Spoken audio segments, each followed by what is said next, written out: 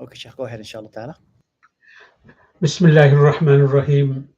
Allahumma lakal hamdu ala ni'amika al-azima wa alaika al-jasima. Wa nusalli wa nusallimu ala Sayyidina Muhammad wa an Nabiyyil Amin wa ala alihi wa sahbihi ajma'in. Rabbi shrah li sadri wa yassir li amri wa ahlul 'uqdatam min lisani yafqahu qawli. Allahumma allimna ma yanfa'una wanfa'na bima 'allamtana wa zidna ilma. Ya Allah, teach us that which is beneficial for us and bless us in the knowledge you have granted us and increase our knowledge. It's my pleasure to welcome you to another episode in our series Giants of the Islamic Civilization, Icons of the 20th Century. And today I will introduce and talk briefly about a great scholar of Islam from Syria. He was indeed an intellectual warrior, a warrior in a true sense, in every sense of the term, a mujahid, a scholar mujahid, an activist, and a reformer, a creative thinker, and a profound intellectual who have contributed to the Islamic Renaissance in the 20th century and has left a very, very profound impact. So, before doing so, once again, I would like to remind myself and everyone to pray for our brothers and sisters in Gaza and Palestine and each and every part of the world where they are oppressed, persecuted. May Allah subhanahu wa ta'ala give them victory. May Allah help them to regain their uh, God given rights and freedom and dignity. Allahumma ansurhum ala a'daika wa a'daihim. Allahumma ja'al ad-dairata ala a'daihim. Allahumma ja'al tadmirahum fi tadbirihim. Now, coming back to our topic, I will like to, of course, the session is short, so I would briefly talk about something of his milieu and his origins, and his education, and his activism, his career, and of course, essential reformist ideas, brief titles, and then testimonials, Shahadatul Ulama, Tazkiyah, the great testimonies of great scholars about his contributions, about his greatness, about his wisdom. And finally, I will give you a sampling of his wisdom because he has left behind a treasury of wisdom, which is really, really uplifting and would be inspiring and motivating every student of Islam, every scholar of Islam, I would say. Dr. Mustafa Sibai was an outstanding Syrian Islamic scholar, intellectual warrior. He was also active, active in politics. Many people think that politics and Islam has nothing to do. A scholar has to leave the politics to the politicians. This is not the way Mustafa Sabai looked at it, because Islam being a comprehensive way of life, politics should be a major part, and alim has a role to play in politics. And he showed us how to do that, grounded as he is on Islamic principles and methodology. He was a social reformer, left behind great ideas how to reform society, how to make an impact, how Islam can change the society by changing the individuals. A dynamic thinker, he was an eloquent orator. On the member, he shook the audience, he left them captivated with his inspiring khutbahs. He was an educator, academic, a journalist, political activist, And in all of these capacities, he embodied the spirit of a great Muslim scholar.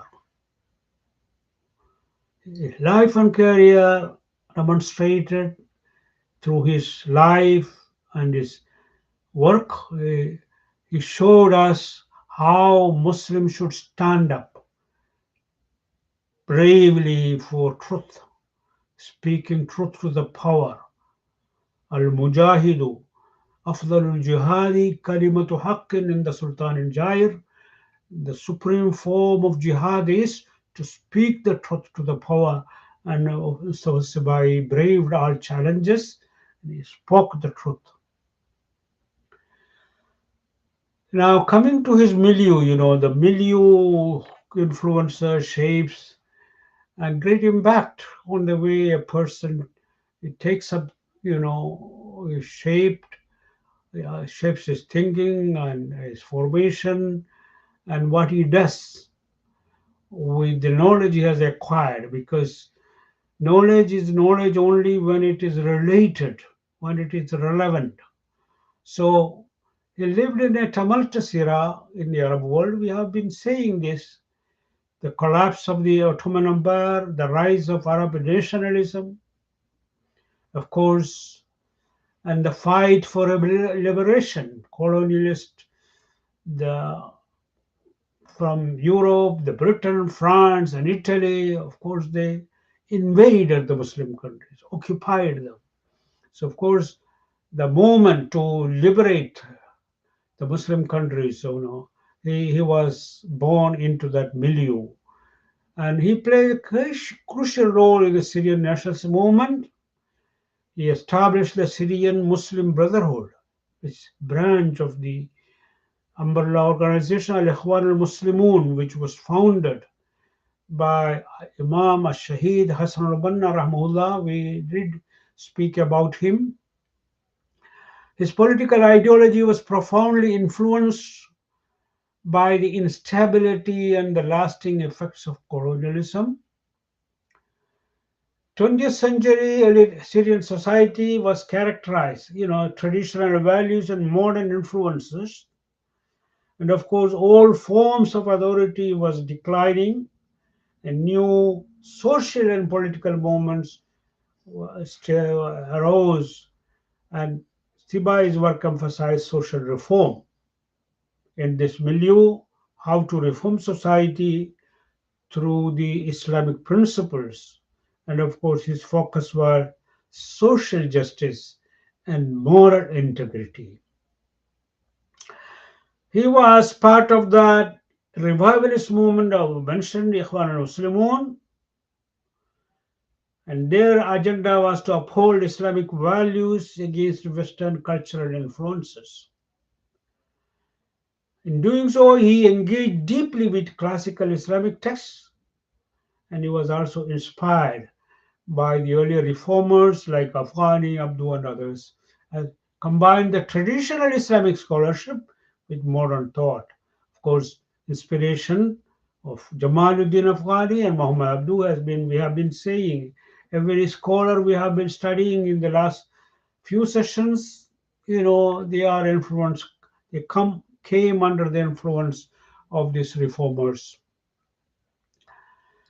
So career was defined by political activism, social reform, cultural revival, intellectual engagement, fusing traditional and modern ideas, renewal of Islamic thought. So he advocated a renewal of Islamic thought to tackle the contemporary challenges. He was born in 1915 in Homs, Lebanon, into a distinguished family. His father, grandfather, all of them were scholars, and they were the khatibs. They occupied this official position of khatib, khutaba, who were in charge of sermons in the great mosque of Homs for generations. So this is the family he was born into. Of course, surely he is molded by the influences, by the piety, the ilm tradition, the Quranic recitation, the hifz of the Quran, all those Islamic manners and morals.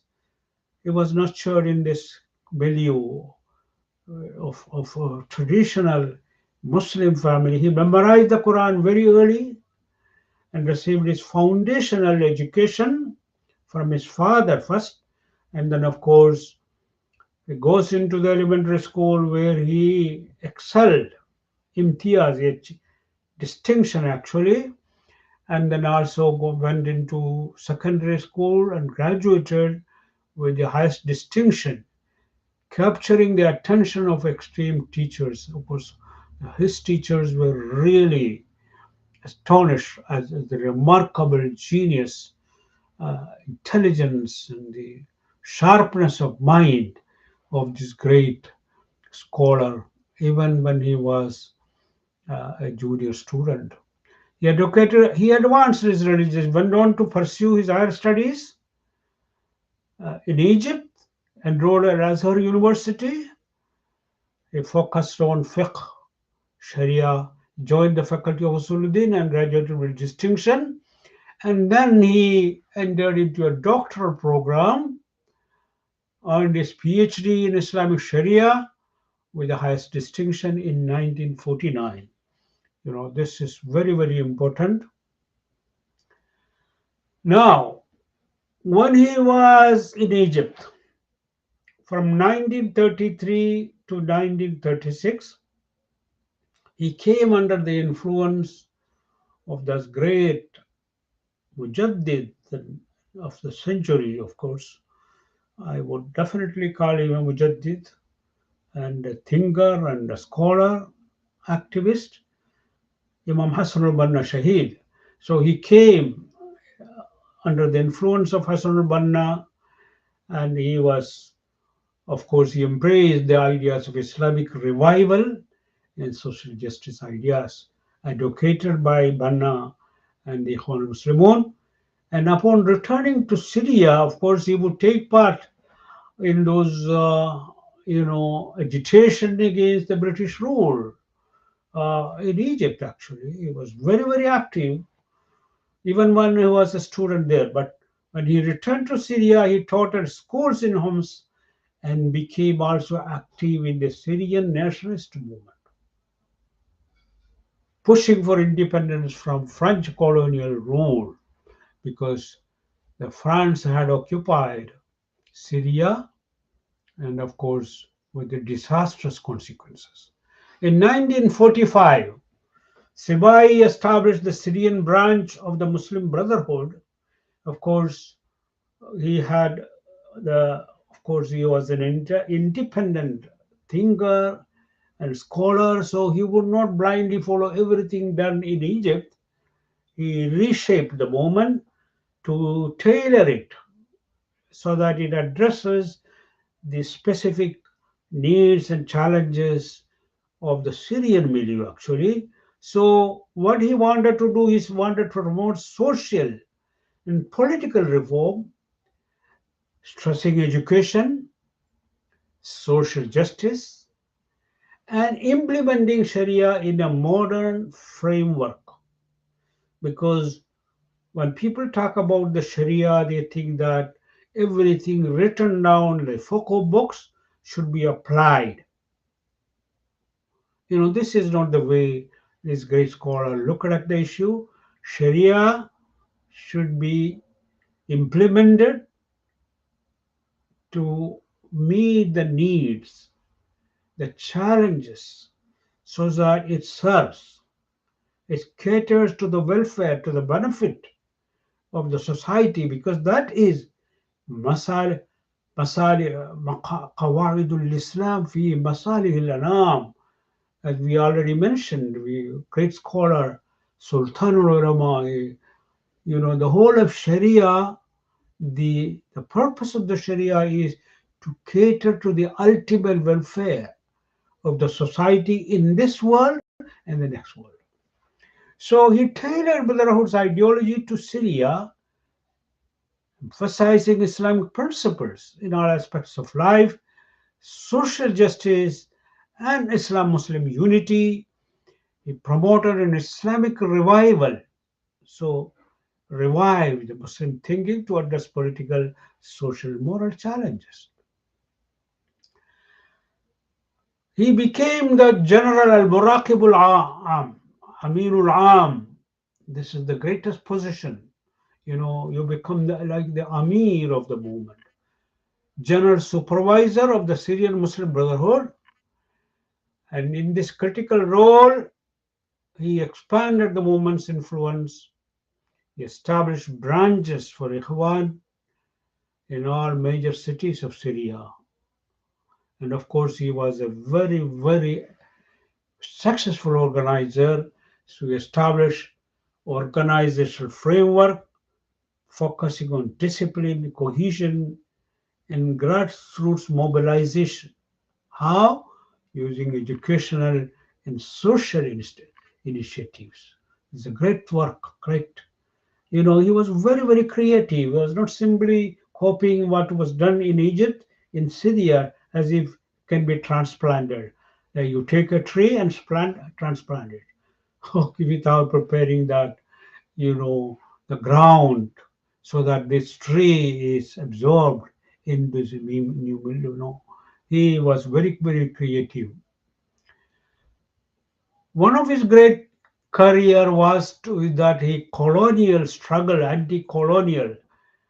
He opposed secularism and socialism, and after independence, They clash with these ideologies, promoting an Islamic state. The rulers in Syria, the Ba'ath Party, and of course also in Egypt, everywhere in the Muslim world.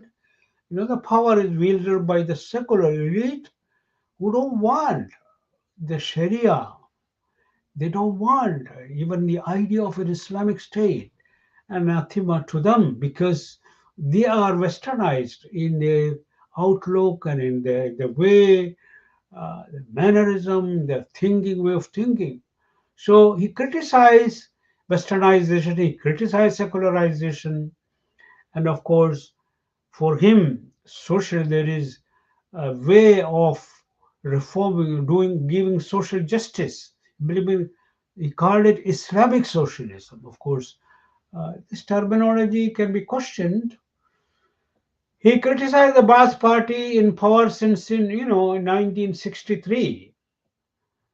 The Ba'ath Party came to power, so he had to oppose, criticize their method, the way they were secularizing, westernizing the society, altering, modifying the Islamic foundations, undermining, eroding the Islamic traditions, Islamic values, Islamic morals, Islamic spirituality. So this conflicted with the vision of the Muslim Brotherhood. So tensions grew between the two groups, and they opposed French rule in Syria, of course, supporting independence and boosting the Brotherhood, because he actively participated in the struggle for liberation. Of course, he went out to fight the war in Palestine, to liberate Palestine actually. So all of this, his active role, what happened in the hearts of the Muslims, it boosted the image of the Muslim Brotherhood, the image of Dr. Sibai, that they were not simply, preaching theories, but they were very, very active. Sibai's opposition to Ba'athist secular politics led in 1950s and 60s led to repression. So here, crackdown on the Muslim Brotherhood, arresting, and of course he went languished many times. A number of times he was jailed and he was exiled. Actually, the authorities imprisoned him for his secular political activities and resistance, opposition to the Ba'athist rule.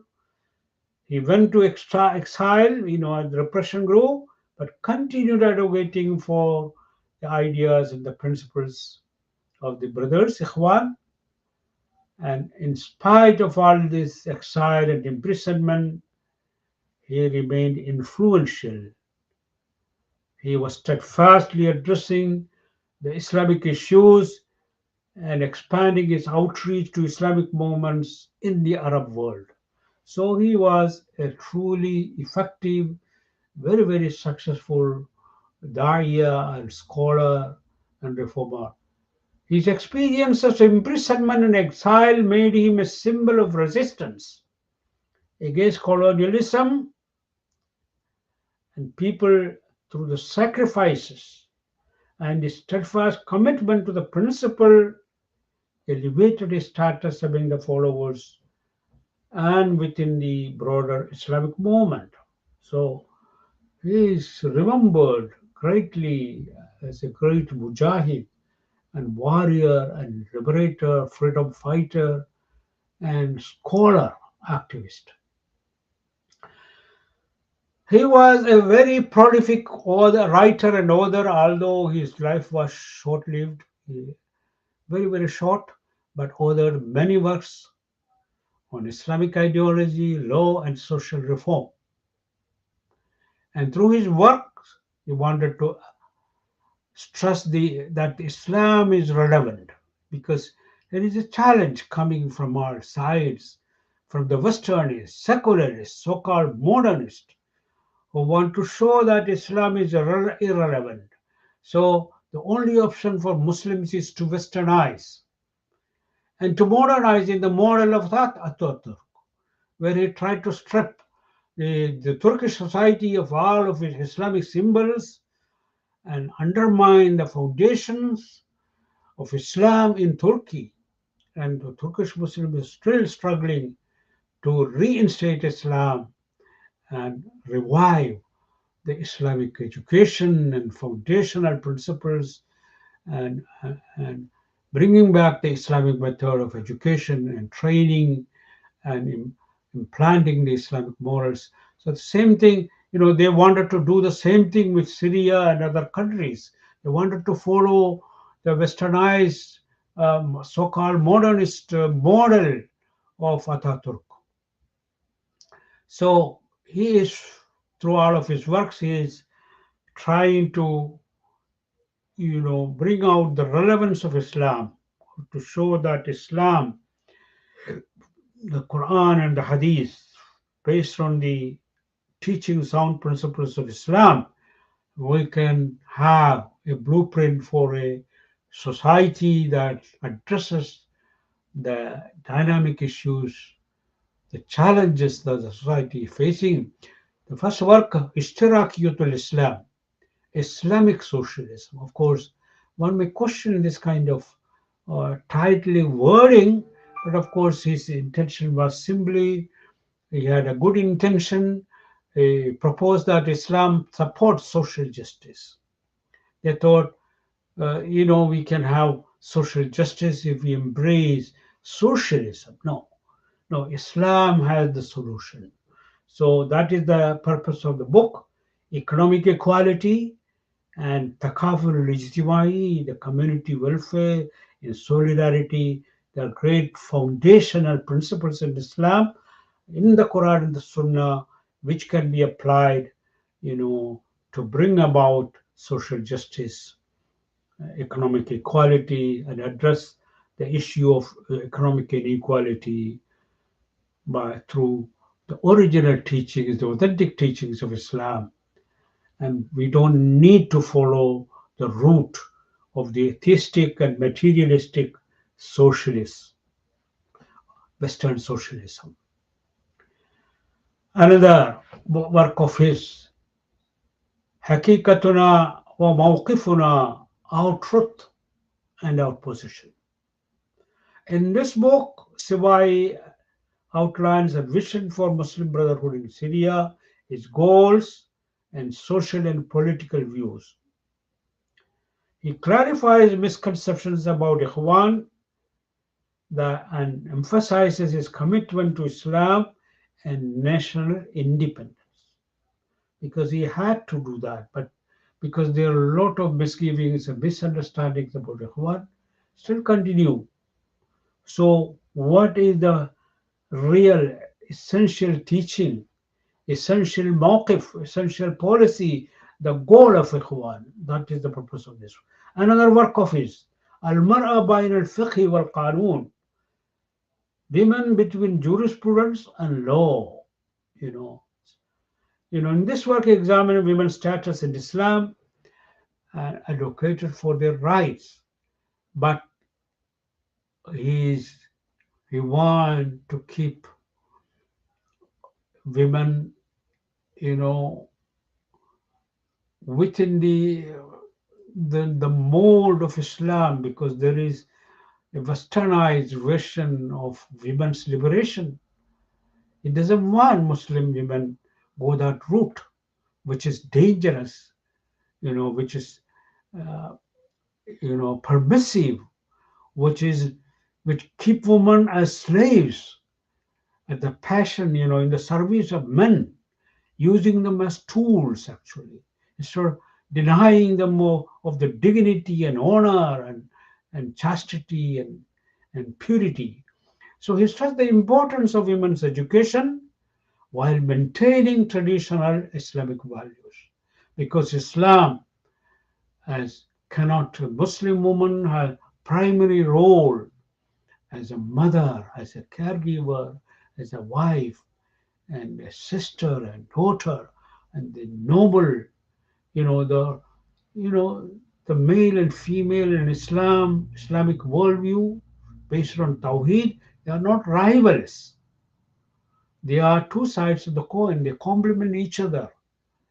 The role of man in society slightly different from the role of women in society. But having said that, it doesn't mean that women should be shut up, closeted in the home. In the home, no, they can participate, but without forfeiting their primary responsibilities as mothers and caregivers. In another book, Al-Istishraq wal-Mustashriqun, Orientalism and Orientalist. Because, in the wake of colonization, the colonizers were armed with the tools, the so-called, snowballing of the knowledge and sciences, humanities and sciences. So they used these humanities and social sciences to attack Islam and Muslims and to serve the project of colonization. So they were Oriental scholars, the Western scholars at the time who studied Islam. They did so to serve the colonialist agenda mainly. Of course, there were exceptions. Some of them even embraced, of these objective scholars embraced Islam even. Okay. Others, even though they did not embrace Islam, but they really were not agents of colonizers, but most of them were. So he critiques Western Oriental scholarship and how it is affecting uh, the Western view and Western views of Islam. It's affect, how it has contributed to the very, very disfigured, distorted view of Islam, very negative view of Islam in the West, as well as it is influencing the dangers of it. Of course, we have so many people brainwashed by this Oriental scholarship. So he proved how it distorts Islamic civilization, and it sought to provide a more authentic understanding of Islamic history and thought. One of his great work in this regard is As-Sunnah wa Makanatuha with Tashir Islami. It was in fact his doctoral thesis uh, in Al-Zahar actually. This is a masterpiece actually. He explores the Sunnah's significance. It's a critical source of Islamic law and refutes and examine the Sunnah status, authority, and role in shaping the Islamic. And of course, he criticizes, undermines the Orientalist thesis about they were denying the authenticity of the Sunnah, that it is a fabrication, it is a later invention, and there is no isnad. Of course, he proves through detailed research. He undermined all of this, refute those baseless allegations of the Orientalists. It's a resource for students and scholars alike. It offers insights into the Quran and Sunnah's relationship. It is an inextricable relationship between, the Sunnah and fiqh, law, Sunnah's role as a practical guidance and legacy of Prophet's teachings.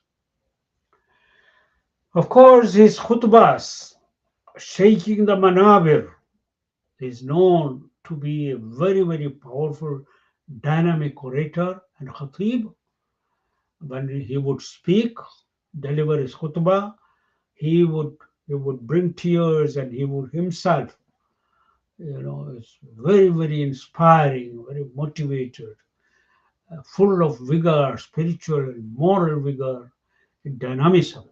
So these collections of the sermons, Hadithul Jummah Friday sermons, in which he discusses religious, social, and political views instead of just simply reading, as is the practice in many mosques, even in Toronto.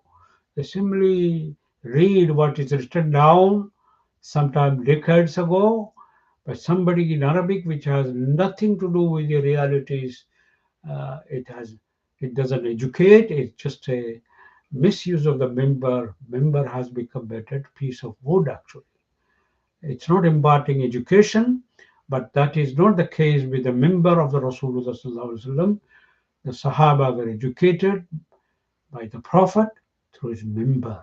Even the women, we read traditions after tradition saying, we learn this from the mouth of the Prophet as he spoke on the member. Actually, even the idea of the member was proposed to him by a lady who came to him that I have a carpenter who can make these steps for you. If you stand on it, everybody can see you, including women. But we decided now we don't need women to see the khatib. First of all, the khutbah is not addressing anything, it's not educating, except, of course, in a few masajid, and they would say this is a bid'ah, actually. Astaghfirullah. These sermons are vital. The khutbahs of Mustafa Sibai were dynamic, uplifting, and motivating, inspiring, and vital in spreading his ideas and the message of Muslim Brotherhood. Of course, the true understanding of Islam as he saw it. Another critical work, of course, he has a number of other works. I'm only mentioning one. هكذا علمتني الحياة. This is how life taught me. This is indeed a treasury of wisdom.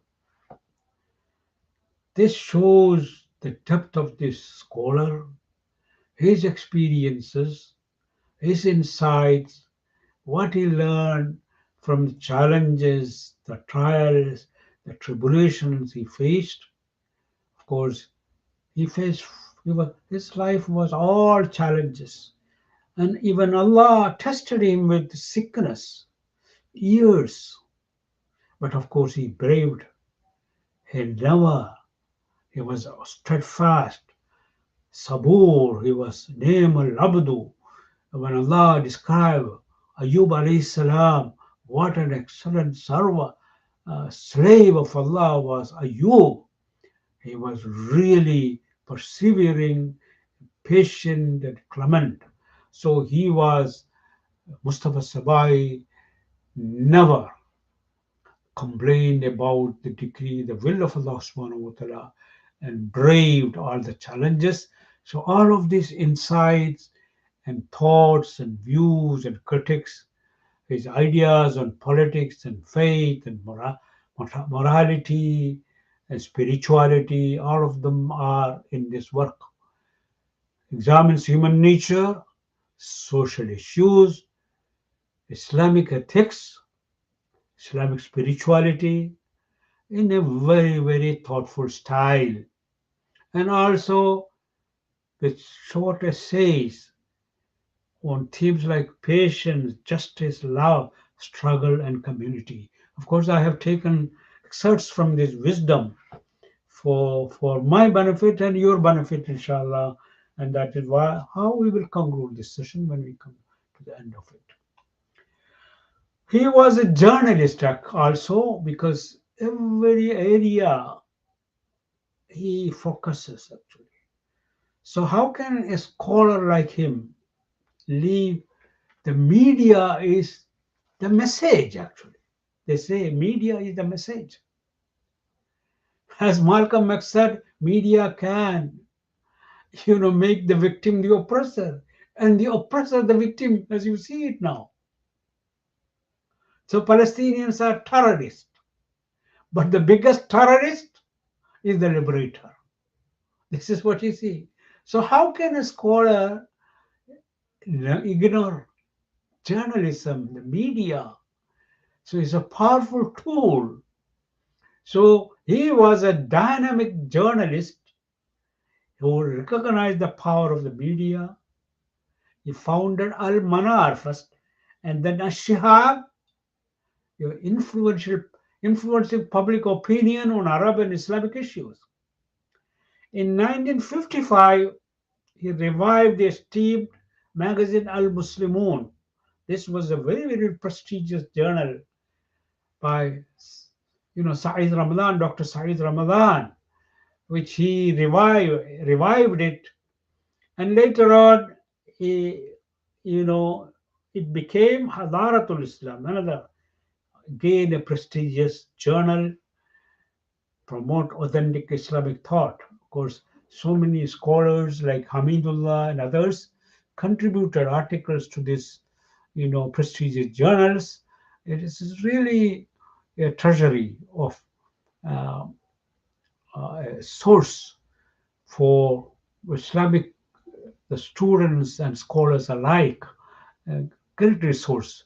He contributed to spiritual, intellectual, and social, historical, and political discourse through all of his writings, his journal articles, and his books. Of course, a number of other books are there. I only mentioned a few important ones. Now, coming to his reformist ideas, Mustafa Sibai was a reformist thinker who wanted to harmonize traditional Islamic values with the needs. He wanted to recast this, as we mentioned, Imam Shahbalullah history, the time has come to present the Sharia in a new garb, cloth of reasoning and logical thinking, logical presentation, appealing to common sense, appealing to reason and heart. So the same concept here, align the traditional Islamic values with the needs of the time, focusing on social justice, Islamic governance, education, and role of women in society. So to summarize some of his reformist ideas, educated Islamic socialism we mentioned. Of course, this is based on his belief that Islam supports social justice. Because you know why? The so-called westernized Muslim elite and secularized elite, modern elite, saying that in order to have a progressive, dynamic society, we need to leave Islam.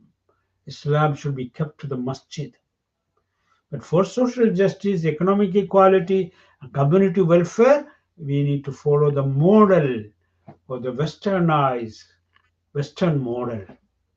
So he is countering that Western model is anti-religious, atheistic, agnostics. We need our program rooted in Islamic ethics and spirituality. So Muslims have a duty, according to Sibai, to protect the poor and marginalized. How can we forsake this, forfeit this?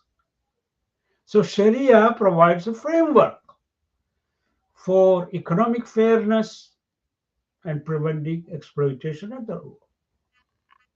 So zakah as a tool for justice. Of course, the concept of zakah and sadaqah, if implemented. I remember attending a convocation for my own daughter where the social scientist, through her research, showed that if even 1% of the surplus wealth of the rich in the world were to be used it can, uh, you know, solve the problem of starvation and poverty in the world. But of course, the Islamic formula is 2.5%. And add to this the concept of sadaqah, because Islam motivates, teaches Muslims to go beyond zakat, to be more charitable. So, of course, we have a solution to fight poverty in Islam if we were to implement, and that happened in real practice on the ground in the time of Umar ibn Abdul Aziz, radiallahu anhu. It is said that when he implemented zakah properly, there was a time when there was a lot of surplus in the treasury. So he would send out officials to the marketplaces. If you want to get married, come. There is zakah money. If you want to build a house, come. But still there were surplus. So the question came how to get rid of it. He said, no, simple. Buy grain. Use the money to buy grain and distribute the grain on the mountain hilltops of the Muslim world so that no bird starves in the Islamic world. You see how, practically Islam showed, how Umar ibn Abdul Aziz radiallahu anhu showed that Islam can deal with these real challenges.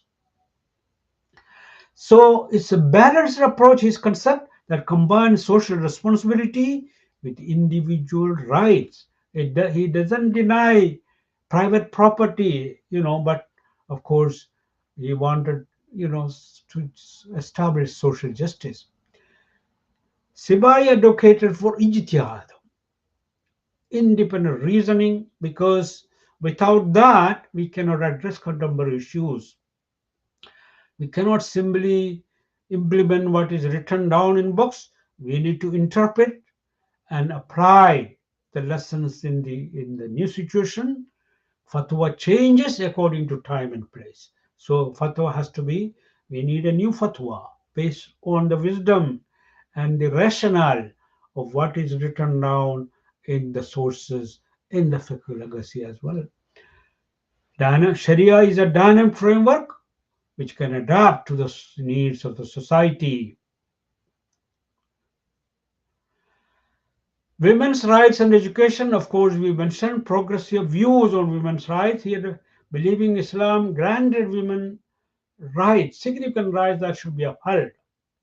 This is now accepted even by all objective scholars of Western scholars, even who studied what Rasulullah did to raise the status of women. Even Montgomery Watt, one of the historians, who wrote on the seer of the Prophet, said, yes, in a way, Muhammad can be first. He did what was never done before him to raise the status of women. He was a pioneer.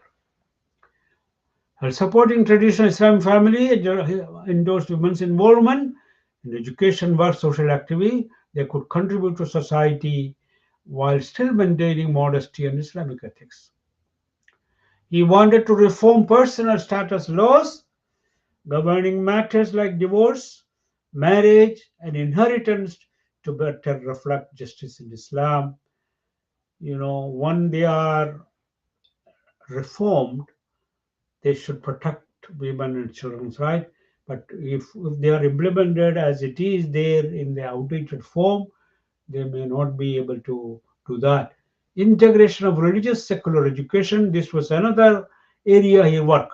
He wanted so that instead of this religious education going one way, the secular education another way. So this rift, fighted rift, he wanted to bridge that gap.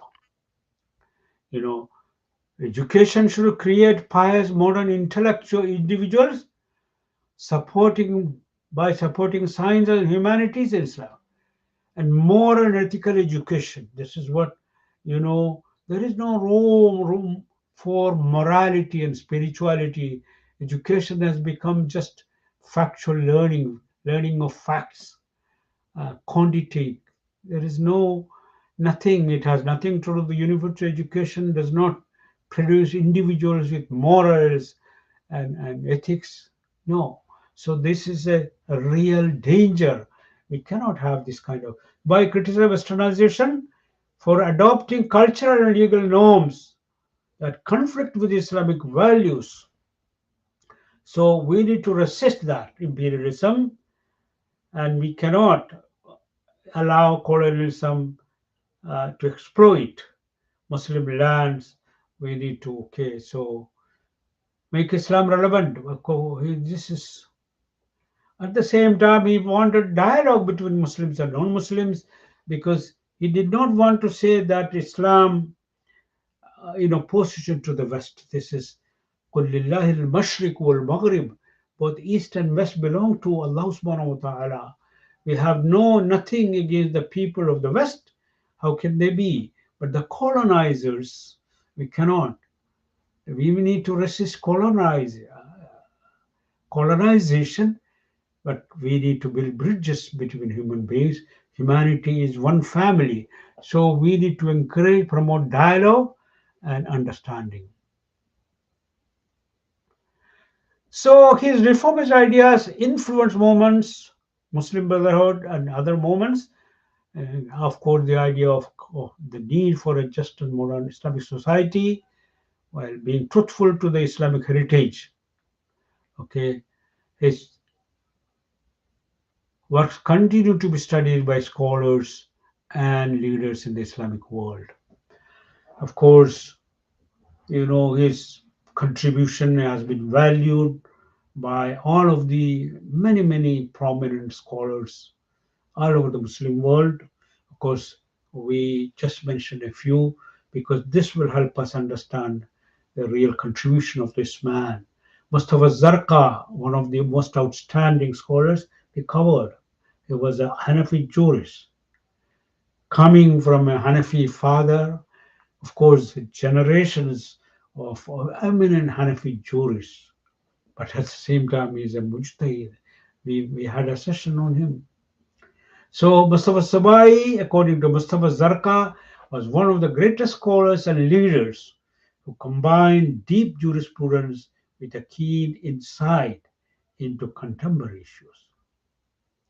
He significantly contributed to the development of Islamic thought and directed it towards a comprehensive revival, leaving profound impact on the Islamic movement because of his knowledge and diligence.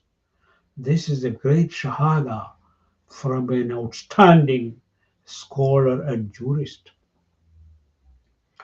Muhammad Ali Hashimi, another prominent scholar and professor, said Mustafa Sibai was one of the greatest scholars of Syria in the 20th century. He played a prominent role in spreading Islamic thought and religious awareness. He combined knowledge with action and was a model to be emulated in commitment to Islamic issues. Abdul Fattah Abu Ghudda, we will mention him, we will study him as the last in this series. He said Mustafa Sabai, may Allah have mercy on him, was an encyclopedic scholar, sincere, a prominent jurist. He was distinguished by his tremendous ability to combine knowledge with courage and truth and diligent work to reform the Islamic Ummah. Abdurrahman Barak, Mustafa Sibai was one of the most prominent Islamic scholars of his time and contributed greatly to the Islamic Ummah through his dawah and his reform. His knowledge and work are a testament to his love for his religion and his concern for the upliftment of all. Muhammad al-Ghazali, Sibai was a scholar and a visionary who sought to integrate Islamic principles into modern political and social context. His efforts to revive the Islamic spirit and address contemporary issues reflect his deep understanding and commitment to the cause. Sheikh Mahmud Shaltut, the Sheikh of Al-Azhar, Grand Sheikh, great scholar, Mustafa Sabai's work a testament to his dedication to the Islamic revival. His writings and political activities demonstrated a profound engagement with the needs of the Muslim community and a commitment to reforming society based on Islamic teachings. Finally, Sheikh Yusuf al-Qaradawi, Mustafa Sibai was a prominent figure in the revivalist movement of the Islamic world. His scholarship, activism, and leadership in the Muslim Brotherhood in Syria helped to promote Islamic values and addressing the challenges of his time. Now, a sampling of his wisdom, of course, a lot. I hope I can cover them, at least some of them here. True leadership is defined not by the authority one holds, but by the compassion and empathy one shows. So very, very important for every leader that leadership is not by authority that you rule. It should be the mark of leadership is how compassionate, how empathetic you are to the people. Pursuing knowledge is not a destination, but a lifelong journey. Reminder for me and everyone listening that we should continue to pursue knowledge until Ma'al Mehbara ila al Maqbara. Imam Ahmad ibn Hanbal, he was in extreme old age. Still, when he that the scholar has arrived, he will go there with ink pen and paper. So somebody asked, Ila mata, until when? So Ma'al Mehbara ila al Maqbara. I will take my import to my grave. So, an open mind and open heart are the keys to unlocking the treasures of wisdom and understanding. Very, very, we have to be open. We cannot close our mind. If you close your mind, you cannot learn wisdom, you cannot advance. Resilience is born from the ashes of failure.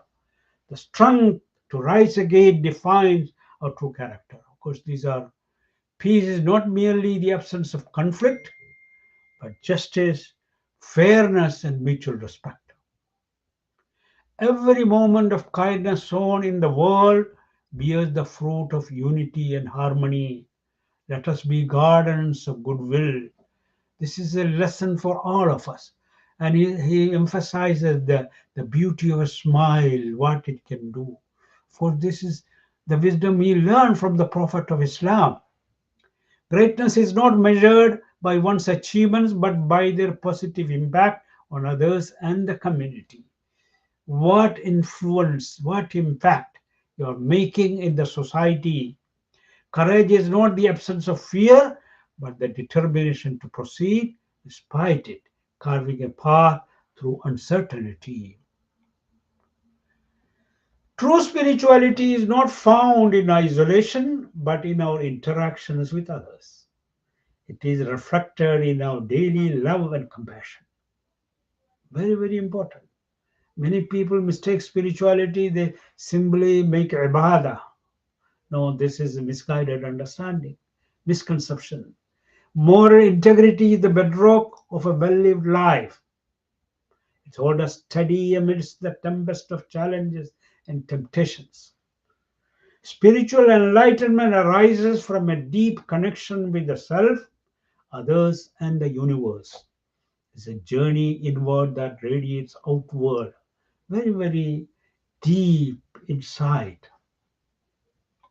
In nurturing our spiritual selves, we cultivate inner peace and a profound sense of purpose, which inevitably influences the world. The change begins within ourselves. That's what he's saying. The most significant moral victory is the courage to uphold our principles even when tested to their limits. He showed that actually. He lived it.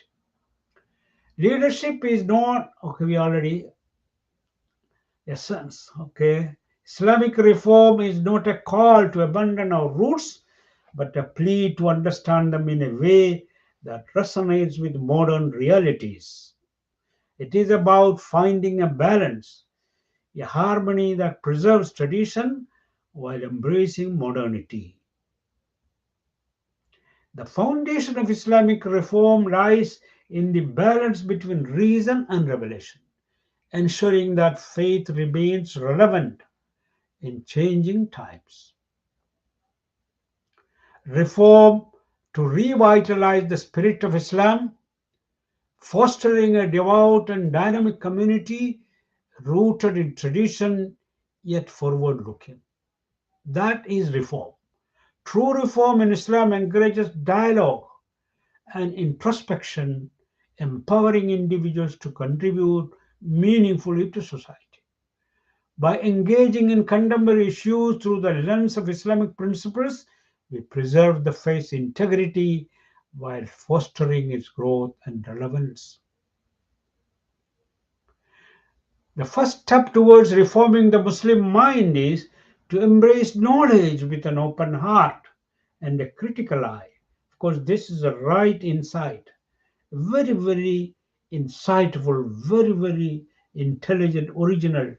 Intellectual growth in Islam is not a departure from faith, but a deeper exploration into its infinite wisdom and possibilities. A reformed mind creates a space for diverse thought, harmonizing faith and reason. The quest for intellectual excellence in Islam causes a dedication to lifelong learning and unwavering commitment to truth. Reforming the mind involves a courageous willingness to challenge old assumptions and an earnest drive to uncover new understandings. What a great insight from the scholar. Look at him experiencing that solace and comfort. Ala bi dhikrillahi tatma'innul qulub. Those who find solace in God won't find the same joy elsewhere. When light fills the heart, darkness has no room to linger. A soul uplifted by piety dreams only of the heavens. Those who seek the highest aspirations will trust only in paradise. True lovers of greatness yearn to be with Muhammad sallallahu alaihi wasallam. And those who grasp life's secrets know that only God, blessed and exalted, deserves our deepest love. The biggest challenge to family harmony often comes when parents play favorites with their kids, whether by showering one with more love, indulging them more, or turning a blind eye to their faults. Things can get even trickier when they openly prefer one child over another. Showing love, these actions plant the seeds of sibling rivalry, which can blossom into estrangement and conflict. Over time, this tension might escalate to serious dispute. It's like a say. One of the devil's deceptions targeting some Dawa soldiers. This is in the context of Rabiul Awal now. Bid'ah, bid'ah, bid'ah. And of course, on the other side, the other extreme. One of the devil's deception targeting some Daya soldiers to provoke them into condemning what God sees as a minor infraction or something they mistakenly identify as wrong. At the same time, the perpetrator believes it to be an act of obedience. In doing so, they sequentially commit serious sins such as arrogance, slander, disdain for fellow Muslims. It's a greater transgression. They justify these actions by claiming they stem from zeal for God. They defend. How often does the devil mock the misunderstanding? Religion often arises when individuals create an uproar over minor sins, designated by ignoring more severe transgressions. This is what happens. All the ulama, even in North America, they ignore the biggest genocide and you just talk about the minor things. They harshly criticize those who neglect God's rights, which may be forgivable by God, yet they overlook condemning those who infringe upon others' rights, even though God will not forgive such violations, unless the rights are restored to the rightful owners. Okay, anyway, we will now stop here. Muslims reignite the true essence of worship within. They hold the power to rejuvenate the humanity. Imagine an Islamic government that empowers Muslims to harness the full potential of the Hajj gathering. Together, they could uproot occupation, tyranny, corruption, and division from their homelands, paving the way for a brighter future. A child is born with innate dispositions which parents cannot change but can refine. As for the moral, these are shaped by the environment and upbringing. In this realm, parents play a significant role in determining their child's happiness or misery.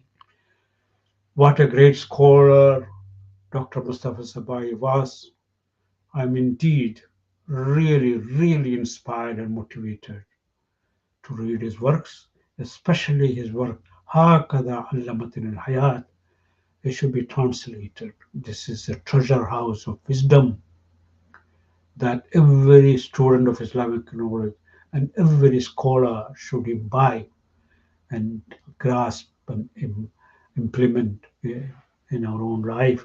By doing so, we really will be motivated to increase, enhance our Islamic knowledge and enhance our practice of Islam. May Allah subhanahu wa ta'ala shower His mercy on this great scholar of Islam, the Mujahid. He was a really a shaheed actually for the cause of Islam. Not he did not die in the battlefield, but he fought until the end. All of his life was a jihad, a lifelong jihad for the cause of Islam. May Allah raise his status and help him join the assembly, the company of the prophets and the saints and the martyrs and the shuhada and the salihin. And may Allah subhanahu wa ta'ala also include us among them. Once again, وَهِبُّ الصَّالِحِينَ وَلَسْتُ مِنْهُمْ لَعَلَّ اللَّهَ يَرْزُقُنِي صَلَاحًا. I repeat the words of Imam Shafi. I love good people, although I am not one of them. But perchance because of my love for them, Allah might include me among them. And may Allah subhanahu wa ta'ala help us to be among the righteous. اللهم ارزقنا حبك وحب رسولك وحب من يحبك والحب الذي يقربنا إلى حبك. Ya Allah, grant us the love for you, love for your messenger, and love for those who love you, and the love that brings us closer and closer to you. سبحانك اللهم وبحمدك نشهد أن لا إله إلا أنت نستغفرك ونتوب إليك. Inshallah, next week we'll cover another great scholar, Al-Arif Billah, Al-Sheikh Abdul Ali Mahmoud.